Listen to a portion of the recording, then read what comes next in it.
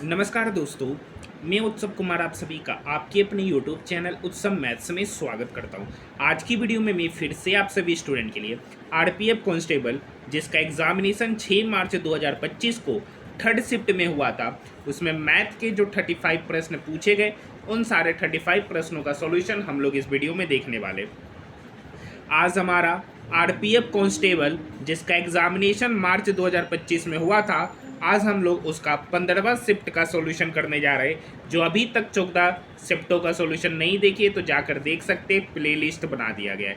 ये वीडियो उन सभी स्टूडेंट के लिए बेहद इंपॉर्टेंट है जिनका आरआरबी एनटीपीसी या ग्रुप डी का एग्जामिनेशन देने वाले, तो उनके लिए यह वीडियो बेहद इंपॉर्टेंट है क्योंकि इस टाइप के प्रश्न आपके एग्जामिनेशन में बार बार देखने को मिले हैं जो रेलवे का एग्जामिनेशन दिसंबर 2024 से शुरू हुआ है। देखिए, दो पूर्ण संख्याओं का गुणनफल 1550, लघुत्तम समावर्तक 5, तो महत्तम समावर्तक पूछ रहा है। आपको पता होगा एलसीएम गुना एचसीएफ, ये बराबर होता है पहली संख्या गुना दूसरी संख्या। ठीक है, अब यहाँ पर एलसीएम दे रखा है 5, एचसीएफ निकालना, उसी को शॉर्ट फॉर्म में एच लिख दिए, और इस दो संख्या को गुणनफल यानी 1550। अब ये 5 इस 1550 को काटेगा, 5 दिया 15, 5 एकम 5, 0।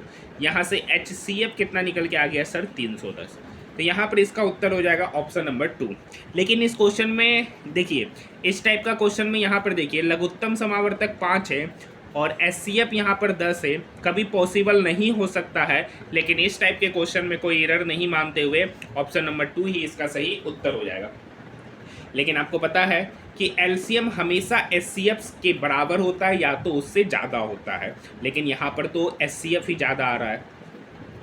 नेक्स्ट क्वेश्चन, निशा ने अनु को 50,000 रुपये की राशि अर्धवार्षिक मतलब हाफ ईयरली संयोजित करते हुए 10% की दर से 1 वर्ष 6 माह 1 वर्ष 6 माह मतलब 18 महीने के लिए उधार देता है। तो अमाउंट पूछा है 18 महीना, प्रत्येक 6 महीना में ब्याज ले रहा है, तो 18 महीना में कितने बार ब्याज दिया होगा? 3 बार ब्याज दिया होगा। अब यहाँ पे रेट ऑफ इंटरेस्ट सालाना 10% है, तो हाफ ईयरली में कितना दे रहा होगा? तो 10 का आधा मतलब 5%, यानी 3 बार के लिए 5% की दर से CI। तो 3 साल का रेशियो आपको बताए 3:3:1। 50,000 का 5%, 50,000 का 5% करेंगे, डबल जीरो जाएगा, 500 गुना 5 मतलब 2500। फिर इस 2500 का 5% करेंगे तो 2500 पंचे 125 मतलब 125। 125 का 5% करेंगे तो 625 100 से डिवाइड करेगा तो 6.25 रुपीज़। कुछ नहीं करते सर, गुना करते CI निकालने के लिए 2500 गुना 3 मतलब 7500 रुपया, 125 गुना 3 मतलब 375 रुपया, और प्लस 6.25 को ऐड करेंगे तो 375 प्लस 6 मतलब 381.25। CI कितना दिया तो जोड़ देंगे तो 7500 प्लस 381 मतलब 7881.25 रुपया CI हो गया। लेकिन आपसे पूछा है अमाउंट, तो अमाउंट क्या होगा सर? Principal plus CI। तो प्रिंसिपल 50,000 है, CI 7881 है, तो दोनों को जोड़ देंगे तो 57,881.25 रुपया हो जाएगा option number first. Next question, 45 विद्यार्थियों की कक्षा में अपना वजन बताती है। 10 विद्यार्थी का औसत वजन 55 kg है, तो 10 विद्यार्थी का औसत वजन 55 kg है, तो 10 विद्यार्थियों का वजन का योग कितना होगा? तो 55 गुना 10 मतलब 550। ठीक है, और शेष टोटल विद्यार्थी 45 है, 45 में से 10 का औसत वजन 55 है, तो बचा कितना? 35। इस 35 विद्यार्थियों का औसत वजन 60 kg है, तो उसका वजन का योग कितना होगा? तो 35 गुना 60। तो 35 गुना 60 करेंगे, 35 दूनी 70 होता है, 70 दिया 210, 210 पे एक जीरो बैठाएंगे, तो ये 35 व्यक्ति का जो सम हो जाएगा वजन का, डिवाइडेड बाय टोटल स्टूडेंट 45। तो 2100 प्लस 550 इधर होगा 2650 डिवाइडेड बाय 45। अब ये 2650 जो है ना 45 से कटेगा 59 बार में, option number 4। Next question sir, देखिए ए किसी कार्य को 9 दिन में करता है, बी उसी कार्य को 9 दिन में करता है, सी की सहायता से ए प्लस बी के साथ काम जो है ना वो 3 दिन में पूरा होता है। तो 9 9 3 का एलसीएम होगा 9। ए 9 दिन में 9 काम किया तो ए का एफिशिएंसी 1, बी 9 दिन में 9 काम किया तो बी का भी एफिशिएंसी 1, और ए प्लस बी प्लस सी 3 दिन में 9 काम किया तो ए प्लस बी प्लस सी की एफिशिएंसी 3। अब देखिए a प्लस बी का एफिशिएंसी कितना होगा, तो 1 + 1 करेंगे 2, a प्लस बी प्लस सी का एफिशिएंसी कितना है 3, तो यहाँ से c का एफिशिएंसी भी निकल के आएगा 1। अब c यानी 9 काम को एक एफिशिएंसी के साथ कितना दिन में करेगा, तो 9/1 दिन, मतलब 9 दिन में करेगा, ऑप्शन नंबर 2। यहाँ देखिए सर, ये 2 इस 12 को काटेगा 6 बार में, 4 - 6, 4 - 6, तो यहाँ पे बचेगा -2, -2 डिवाइडेड बाय 2, मतलब ये पूरा टर्म कटेगा तो यहाँ पर आएगा -1, -1 यहाँ पर हो जाएगा सर +1, 2 + 1 यहाँ बनेगा 3, 48 से 3 डिवाइड होगा 16 बार में, 36 में से 16 गया तो इधर हो गया, 36 में से 16 गया इधर हो गया 20, यहाँ बचा 41, 41 में से 20 जाएगा सर फाइनली, तो बचेगा 21। 1 मिनट, देखिए ये 2 इस 12 से कटा 6 बार में, ठीक है, 6 डिवाइडेड बाय 2 3, 4 में से 3 गया 1, 48 नहीं 6, 4 में से 6 गया तो यहाँ बचेगा -2, -2/2 इधर हो गया -1, यहाँ -1 करेंगे तो minus minus plus, minus minus plus, तो यहाँ पर ये 2 इसको काटेगा सर 24 बार में, हाँ पहले काटेगा, हम जोड़ दिए थे, 2 इसको काटेगा 24 बार में, 24 + 1 हो गया 25, 36 में से 25 गया तो 11, 41 में से 11 चला जाएगा सर तो 30 आ जाएगा, ऑप्शन नंबर 3। यहाँ पे गलती क्या कर दिए थे, यहाँ पे जो +1 था ना उसको पहले ऐड कर दिए थे, लेकिन बोर्ड मास रूल से पहले डिवीज़न होगा तो यहाँ पर बन जाएगा 25, ठीक है, तब आंसर आ जाएगा। ये क्वेश्चन हर एक सेट में पूछा है।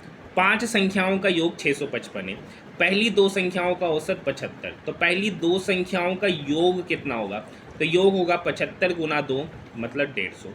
तीसरी संख्या यहाँ 112 है, तो 3 संख्या का योग कितना होगा, 3 संख्या का योग, तो 150 + 112 तो हो जाएगा 262।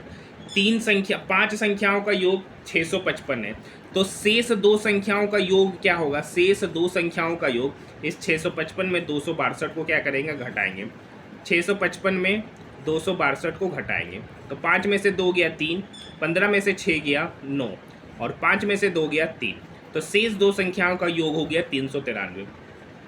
उस 2 संख्याओं का औसत पूछ रहा है तो 2 से डिवाइड करेंगे, तो 2 × 1 = 2, 1, 2 × 9 = 18, 1, 2 × 6 = 12, 1, 2 × 5 = 10, 196.5 उस बचे हुए 2 संख्याओं का औसत होगा, ऑप्शन नंबर 2। ये आरपीएफ कांस्टेबल का हर एक सेट में कम से कम 2 से 3 बार ये हर एक सेट में पूछा गया है, मतलब आज हम लोग 15वां सेट कर रहे हैं तो कम से कम 40 बार ये क्वेश्चन हर सेट में देखने को मिला है।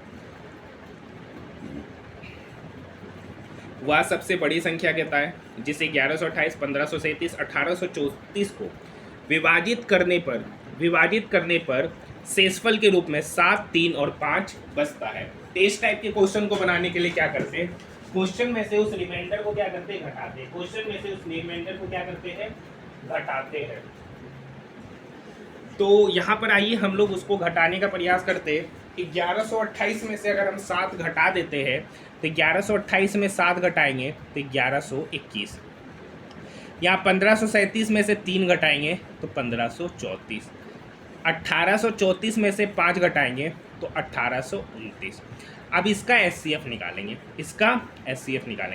तो क्या इतना बड़ा क्वेश्चन का क्या हम एचसीएफ निकालेंगे बैठ के, वो जो प्रोसेस आप लोग बचपन में सीखे थे वो नहीं करेंगे। यहाँ पर जो 2 सबसे छोटा संख्या है ना उसका डिफरेंस निकालिए, 2 सबसे छोटा संख्या उसका डिफरेंस, तो यहाँ पे निकालेंगे, 4 में से 1 गया 3, 3 में से 2 गया 1 और 5 में से 1 गया 4, 413 यहाँ पर डिफरेंस निकल कर आएगा।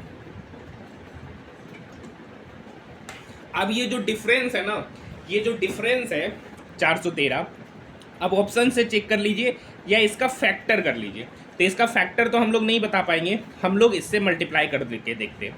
तो 67 का टेबल में यहाँ पे देखिए यूनिट डिजिट पे 7 है, यहाँ पर 3 है, तो 67 नमा अगर हम लोग करते हैं तो 9 × 7 = 63, 3 × 6 = 9, 54, 54 और 6 60 हो जाएगा 603, मतलब ये 67 का मल्टीपल नहीं है, ये ऑप्शन नहीं होगा। देखिए 54 नहीं होगा क्योंकि इसका यूनिट डिजिट पे 4 है और इसका जो भी प्रोडक्ट बनेगा उसका भी यूनिट डिजिट पर इवन नंबर होगा, तो ये तो इवन नंबर है नहीं।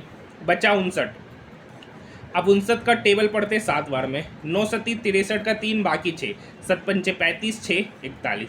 देखिए 59 जो है ना 413 को काट रहा है, मतलब 413 का एक फैक्टर है 59, तो यही इसका सही उत्तर होगा। यहाँ पर HCF जो भी होगा वो 413 का फैक्टर ही होगा। नेक्स्ट क्वेश्चन देखिए, इस क्वेश्चन को पूछ रहा है कौन सबसे अच्छा छूट देगा।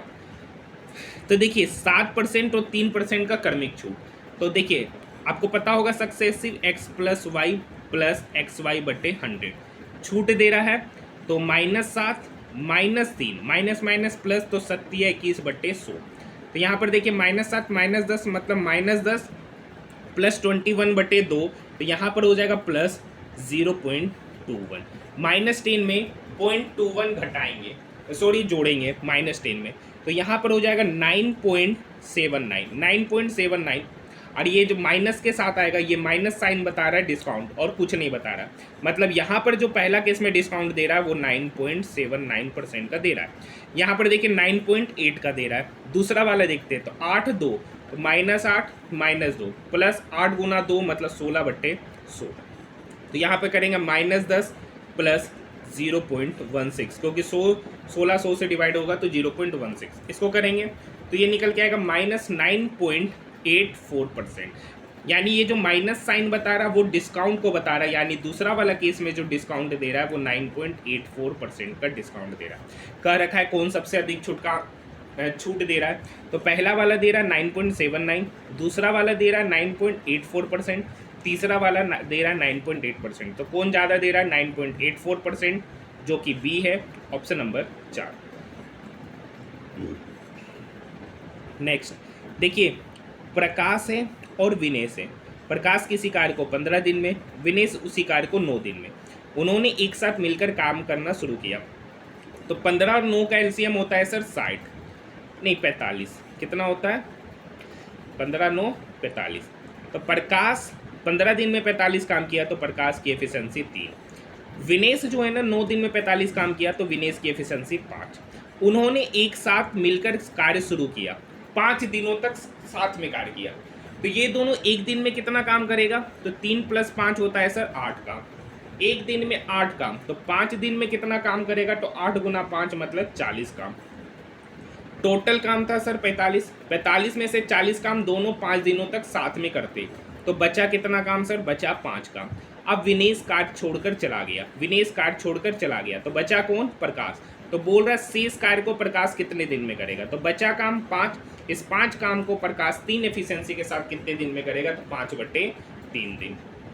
अब देखिए ऑप्शन तो ये है नहीं, ये इक्विवेलेंट फ्रैक्शन के रूप में आंसर दे रखा है। तो 5/3 का इक्विवेलेंट निकालेंगे तो नीचे भी 3 से गुना करेंगे, ऊपर से 3 गुना करेंगे, तो 5 या 15, नीचे 3 गुना 3 मतलब 9।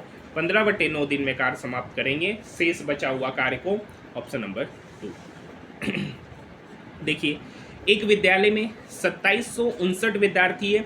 अब विद्यालय में लड़कों और लड़कियों की संख्या का अनुपात 40:49 है। तो यहाँ पे लड़कों और लड़कियों का सम कितना होगा, तो 40 + 49 मतलब 89 यूनिट। यहाँ पे 89 यूनिट का ही वैल्यू दे रखा है 8759 रुपया, सॉरी 8759 विद्यार्थी। तो लड़कों की संख्या पूछ रहा है, लड़कों की संख्या यहाँ पे 40 यूनिट है, तो यहाँ से 1 यूनिट का वैल्यू निकालिएगा, तो 1 यूनिट का वैल्यू होगा 2759/89। ये तो 1 का हो गया। तो आपसे पूछा है लड़कों की संख्या, तो लड़का यहाँ पे 40 है, तो यहाँ पे 40 से गुना करना पड़ेगा। ठीक है सर। अब इसका जो भी उत्तर निकल के आएगा वो आपका ऑप्शन नंबर 2 होगा। बस यहाँ से डिवाइड करके 40 से गुना कर लेना है। आसान सा क्वेश्चन है, कैलकुलेशन है बस हल्का सा। नेक्स्ट क्वेश्चन देखिए, ये क्या है, ये 3 9 को काटेगा 3 बार में, 5 में से 3 गया, नेक्स्ट स्टेप में हो जाएगा 5 में से 3 गया, यहाँ पर नेक्स्ट स्टेप में हो जाएगा 2। अब 2 डिवाइडेड बाय 2, ये खत्म हो जाएगा 1 2। अब ये 2 पहले इस 48 को काटेगा 24 बार में, 24 में से 1 गया सर 23। अब यहाँ पे बता 36, 36 में से 23 जाएगा सर 15। 41 में से 1 मिनट, 36 में से 23 गया तो 13, 36 में से 23 गया तो 13। 41 में से आप 13 घटाना, तो 41 में से 13 घटाएंगे तो 28 निकल के आ जाएगा, ऑप्शन नंबर 3। ठीक है, आसान सा क्वेश्चन। देखिए, मान लीजिए कि तेल का मूल्य 99 रुपया प्रति लीटर से बढ़कर 132 हो गया। पहले 99 रुपया था सर, अब कितना हो गया 132। तो दाम कितना बढ़ा सर, तो 12 में से 9 गया, 12 में से 9 गया 3, और 12 में से 9 गया 3, कितना दाम बढ़ा 33 रुपया प्रति लीटर। कितने में सर? 99 पर। पूछ रहा है कितनी की वृद्धि हुई, तो 100 से निकालना पड़ेगा, ये 100 से गुना करना पड़ेगा। ये 33 99 को 3 बार में 100/3% का वृद्धि हुआ। 100/3% का फ्रैक्शन वैल्यू बात करेंगे 33:1/3%, ऑप्शन नंबर 2। देखिए क्वेश्चन नंबर 13 कराएंगे नहीं, आपको बोले हर सेट में कम से कम 2 से 3 बार पूछा है, और आप लोग अगर डेली वीडियो देखे होंगे तो आपको पता होगा कि हर सेट में पूछा गया है कि नहीं गया है। नेक्स्ट क्वेश्चन है 960 रुपये की राशि है सर, जो कि 3 व्यक्ति के बीच में 2:6:12 के अनुपात में विभाजित किया गया। तो पूछ रहा वितरण में सबसे बड़ा और सबसे छोटा हिस्सा। तो सबसे बड़ा हिस्सा है 12, सबसे छोटा हिस्सा है 10, उसका अंतर, तो 12 में से 2 गया 10 यूनिट। 10 यूनिट का आपसे वैल्यू पूछा जा रहा है। अब देखिए टोटल कितना है सर, 12 6 18, 18 2 20 यूनिट है। 20 यूनिट का वैल्यू दे रखा है 980, आपसे 10 यूनिट का वैल्यू पूछ रहा है। तो 10 यूनिट का वैल्यू निकालने के लिए क्या करेंगे सर, 20 को 2 से डिवाइड करेंगे, तो यहाँ भी 2 से डिवाइड करना पड़ेगा, तो 980 में 2 से डिवाइड करेंगे तो 490 निकल के आएगा, ऑप्शन नंबर 4। देखिए क्वेश्चन नंबर 15 अच्छा क्वेश्चन है, आसान सा क्वेश्चन है लेकिन अच्छा क्वेश्चन है रेलवे के लिए। ठोस धातु की गोलाकार n गेंदों को पिघलाया जाता है। देखिए ये छोटा छोटा n गो गेंद है, n गो छोटा छोटा गेंद है, मतलब एक गेंद नहीं है, n गो गोलाकार गेंद है, इसको पिघला कर एक बेलनाकार बनाया गया।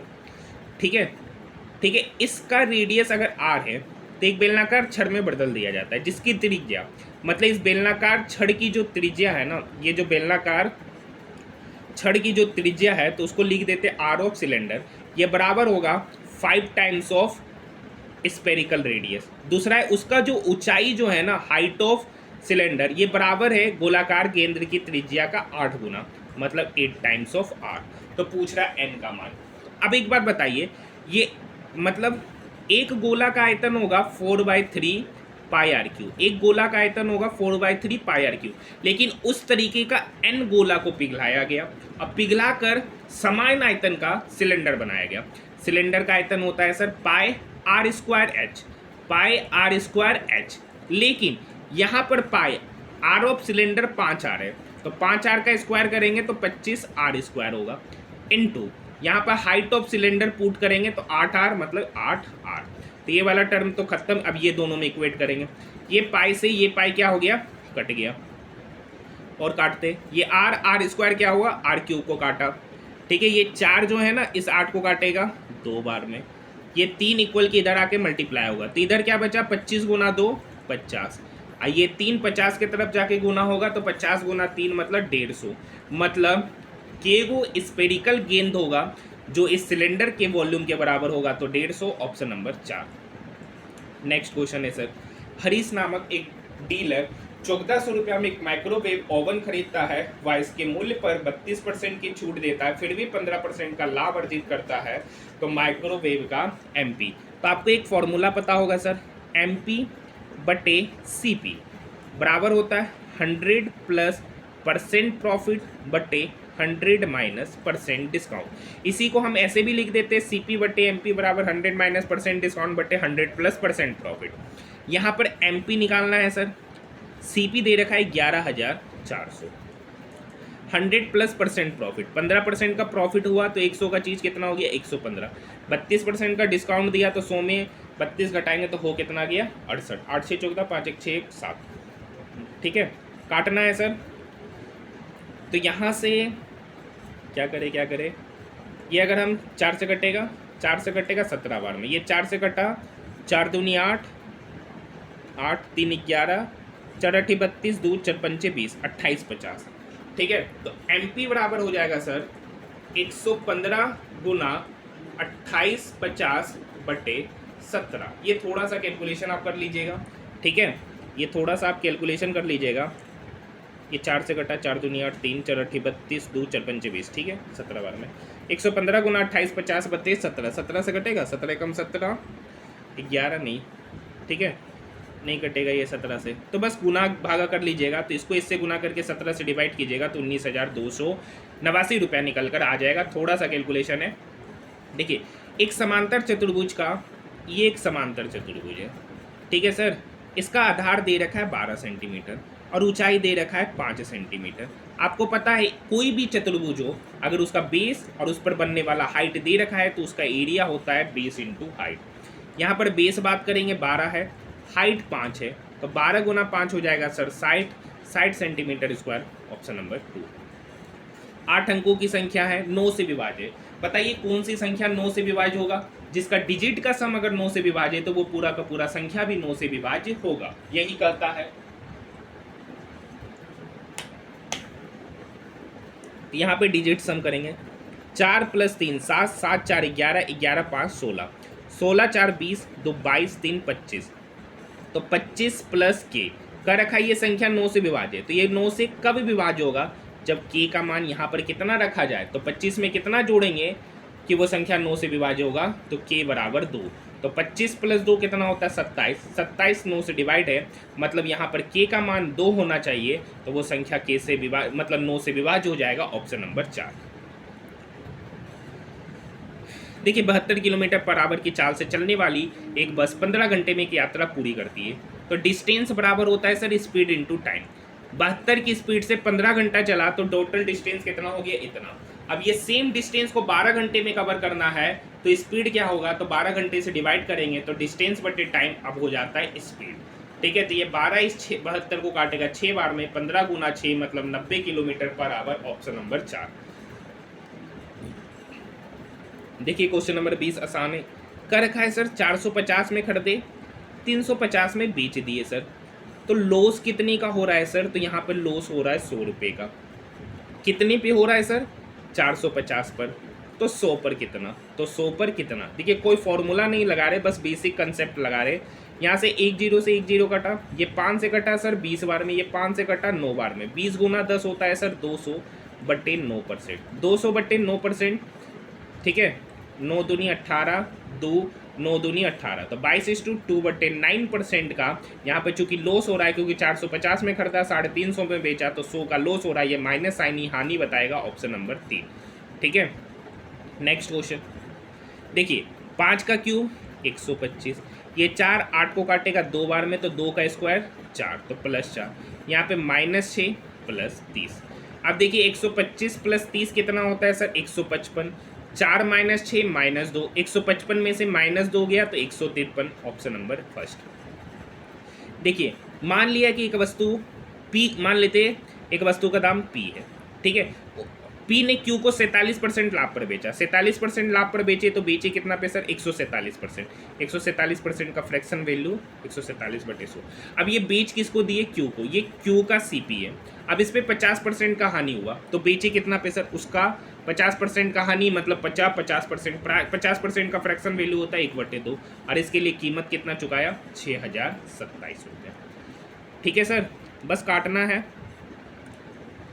ये 147 से 7 4 11 1 12, ठीक है, ये काटेंगे 3 दूनी 6 0, 3 9 27, ये कटा 3 चौक 12, 2 3 9 27, ठीक है, 49 से कटा, फिर ये 7 से कटेगा, ये 7 से कटा 7 बार में, ये 7 से कटा 7 दूनी 14, 14 6 60, 7 8 56, 4 7 7 49, फिर ये 7 कटेगा 41 बार में, तो यहाँ पर हो गया P/100 गुना 2, 100 गुना 2 मतलब 200, ये बराबर हो गया 41, तो P बराबर कितना होगा? 200 गुना 41, 200 गुना 41 मतलब 8200। P ही क्या माने थे? उस वस्तु का CP माने थे, 8200 रुपया उत्तर हो जाएगा, ऑप्शन नंबर 2। नेक्स्ट क्वेश्चन है, देखिए एक दौड़ में एक एथलीट पहले चक्कर, मतलब ये 354 मीटर का चक्कर है, पहला बार दौड़ता है तो 118 सेकंड में दौड़ता है, और दूसरी बार दौड़ता है तो 59 सेकंड में दौड़ता है, तो एवरेज चाल। एवरेज स्पीड क्या होगा sir? Average speed total distance, तो 354 मीटर का ट्रैक है वो कितनी बार दौड़ा? 2 बार, मतलब 354 गुना 2 डिवाइडेड बाय टोटल टाइम। पहले 118 सेकंड लगा रहा था, अब 59 सेकंड लगा रहा था, तो 18 + 9 17 का 7 बाकी 1 5 1 6 और 1 7 1। अभी 177 से 354, 7 2 3 14, ये कितनी बार में कटेगा सर? 2 बार में, 2 गुना 2 मतलब 4 मीटर पर सेकंड इसका एवरेज स्पीड हो जाएगा जब वो उस सर्कुलर पाथ को 2 बार चक्कर लगाता है।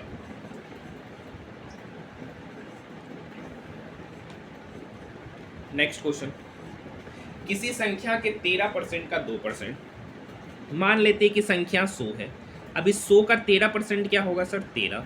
अब इस 13 का 2% क्या होगा, तो 13 का 2%, 13 गुना 2 26, 26/100 मतलब 0.26। तो बोल रहा है उस संख्या का कितना परसेंट है, ये 0.26 है ना, 100 का कितना परसेंट है, तो देखिए निकालने का तरीका है, कितना परसेंट है 0.26, कितना का, तो 100 का, गुना 100%। तो ये 100 से 100 कट गया तो 0.26%, ऑप्शन नंबर 3। देखिए 10 संख्याओं का योगफल 336 है, तो औसत, औसत होता है sir total sum divided by total data. तो 336/10 करेंगे तो 33.6 निकल के आएगा, ऑप्शन नंबर फर्स्ट। देखिए आज मैं इसका कंसेप्ट नहीं बताऊंगा, डायरेक्ट बताऊंगा। प्रथम 120 सम संख्याओं का औसत कितना होता है, 121। इसका पूरा का पूरा कंसेप्ट पीछे प्रीवियस वीडियो में भी बता चुके हैं, बहुत सारे वीडियो में बता चुके हैं, क्योंकि अभी तक हमने 15 शिफ्टों का सोल्यूशन किया और हर शिफ्ट में ये क्वेश्चन है और हर शिफ्ट में मैंने इसका डिटेल सोल्यूशन कराया। अब ऐसे ही मार दिए, ठीक है। तो 120 का एक आगे करेंगे, क्योंकि n सम संख्याओं का जो औसत होता है ना वो n+1 होता है, तो 120 + 1 उत्तर हो जाएगा, ऑप्शन नंबर फर्स्ट। देखिए एक नल है, मान लेते ए, एक नल ए 24 मिनट में भरता है, दूसरा नल बी है जो 36 मिनट में खाली करता है। 24 और 36 का एलसीएम होगा सर 72। ए 24 मिनट में 72 काम किया, चूंकि भरने का काम कर रहा है तो ए का एफिशिएंसी 3। बी 36 मिनट में 72 काम किया तो बी का एफिशिएंसी 2। लेकिन बी जो है ना टंकी को खाली करने का काम कर रहा है, मतलब उसका वर्क बर्बाद हो रहा, मतलब माइनस कर रखा है। दोनों नल को खुला छोड़ दे साथ में, तो दोनों नल को अगर साथ में खुला छोड़ते हैं तो उनका सम कितना होगा, तो 3 में से 2 गया 1। मतलब उस 72 काम को एक एफिशिएंसी के साथ कितने समय में दोनों पूरा करेंगे, तो 72/1 मतलब 72 minute, option number first. Next question देखिए 10% वार्षिक, मान लेते हैं कि प्रिंसिपल 100 है सर, 10% की दर से 2 वर्ष का एसआई कितना होगा, 20 यूनिट। ये एसआई है, ये प्रिंसिपल है, तो अमाउंट कितना होगा, तो 100 + 20 यूनिट मतलब 120 यूनिट। 2 वर्ष का अमाउंट 2880 रुपया। हर शिफ्ट में ये क्वेश्चन पूछा है, तो 120 यूनिट का वैल्यू 2880, तो 1 यूनिट का वैल्यू कितना होगा, 12 दूनी 24, 4 12 चौक 48, 0 से 0 कट के ये 120 से 2880 24 बार में कटेगा। तो पूछ रहा 2 वर्ष का साधारण ब्याज, 2 वर्ष का साधारण ब्याज कितना है, 20 यूनिट। 1 यूनिट का वैल्यू 24, तो 20 यूनिट का वैल्यू कितना होगा सर, 20 गुना 24 मतलब 480 रुपया, ऑप्शन नंबर 4।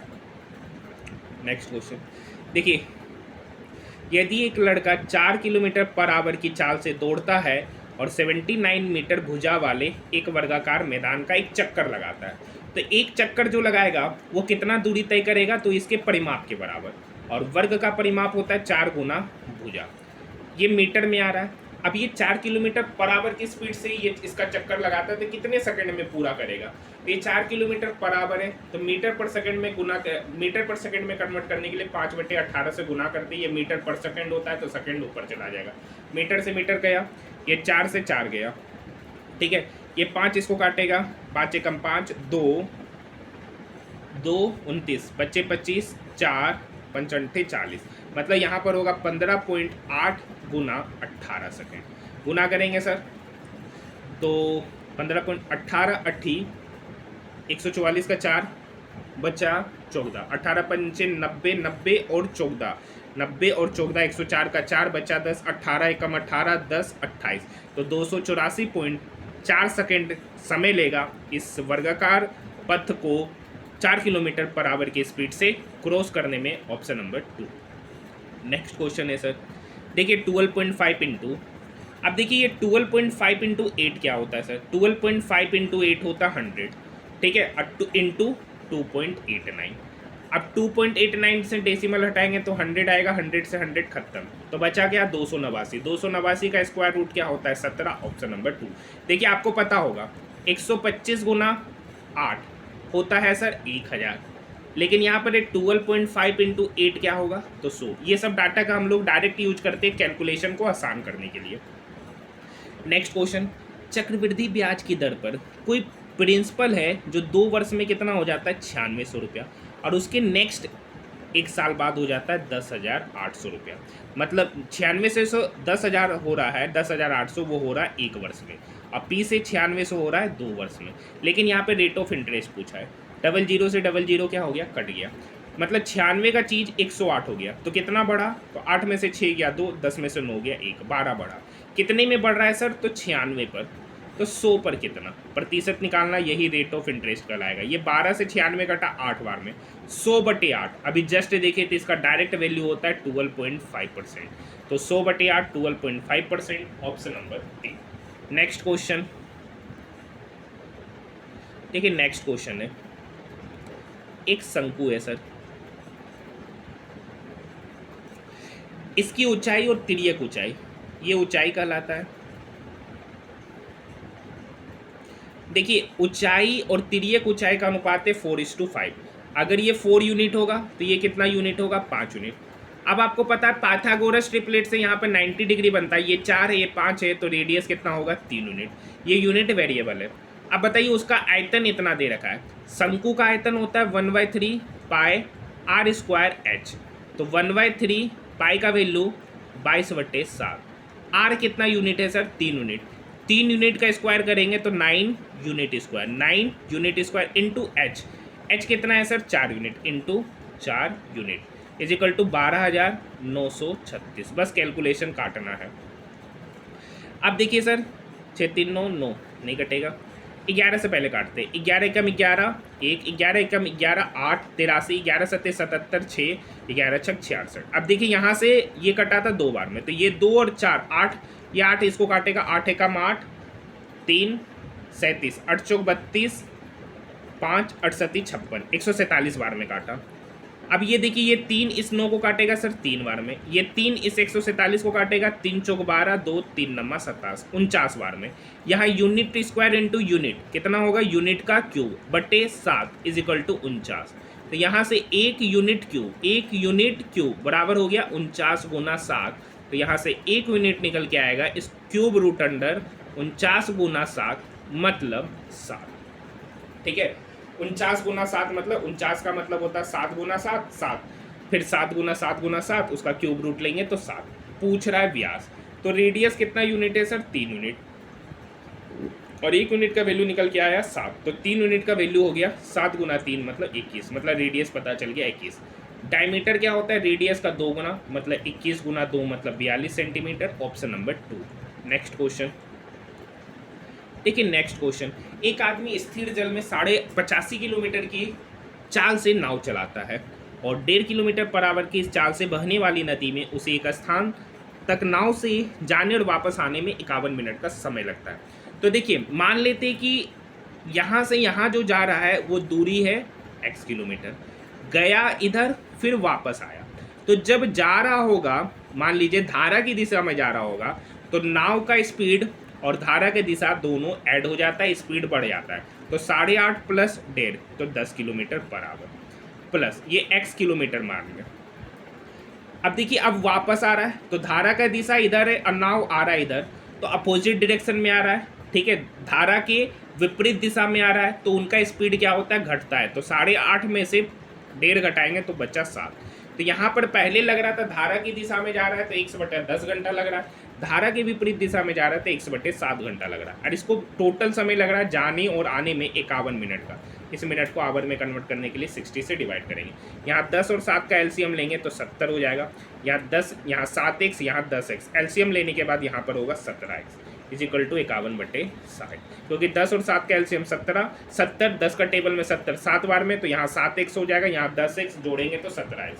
ये 17 से 51 कटा 3 बार में, ये 0 से ये 0 कटा, ये 3 से 6 कटा 2 बार में, तो x/7 बराबर 1/2, तो x बराबर निकल के आया 7/2 किलोमीटर। 7/2 किलोमीटर का मतलब होता है 3.5 किलोमीटर, मतलब यह स्थान कितनी दूरी का है? तो 3.5 किलोमीटर का है, ऑप्शन नंबर फर्स्ट। देखिए ये क्वेश्चन बनाने के लिए है ना, आपको एक फॉर्मूला पता होना चाहिए a + b का होल क्यूब, जो कि आप लोगों को पता होता है a³ + b³ + 3a² b + 3ab²।